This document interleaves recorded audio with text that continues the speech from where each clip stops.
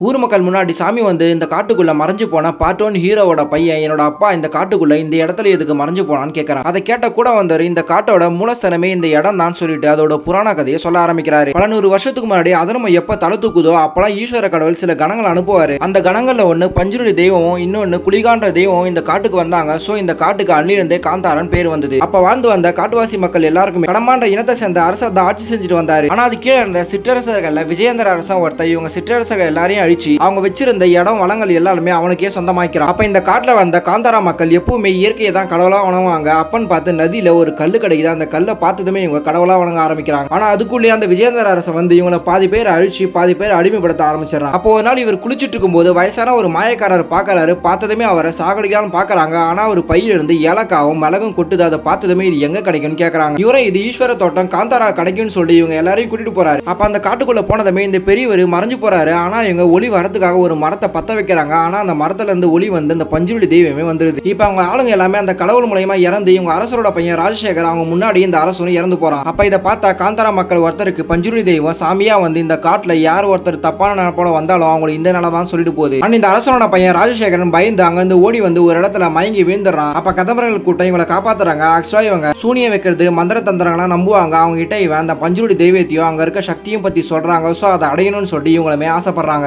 இப்ப இந்த பையனை கூட்டிட்டு போய் அரண்மனையில விடுறாங்க. அன்னிலிருந்தே இவங்க ரெண்டு பேரும் நண்பர்களாவே பழகுறாங்க. இப்படியே பல வருஷம் போகுது. இந்த ராஜசேகரனும் அரசனாவும் மாறுறான். ஆனா இந்த காந்தாரா மேல இருந்த பயம் இன்னுமே போகாம இருக்கு. அதே சமயத்துல காந்தாராவில் இருக்க பெரிய கோயில இருந்து ஒரு குழந்தை கிடைக்குது. அந்த குழந்தைக்கு பெர்மேன் பேர் வைக்கிறாங்க. அந்த அரசரோட மனைவிக்கும் ஒரே பிரசவத்துல 2 குழந்தை பிறக்குது. அதுல ஒரு ஆண் குழந்தை உயிரோட இருக்கு, இன்னொரு பெண் குழந்தை உயிரே வரலன்னு சொல்லிட்டு ரொம்பவும் கஷ்டப்படுறாரு. அப்ப அந்த கதம்ப மக்கள் கிட்ட கொடுக்குறாங்க. கொடுத்ததுமே அந்த குழந்தை பொழைச்சிக்குது.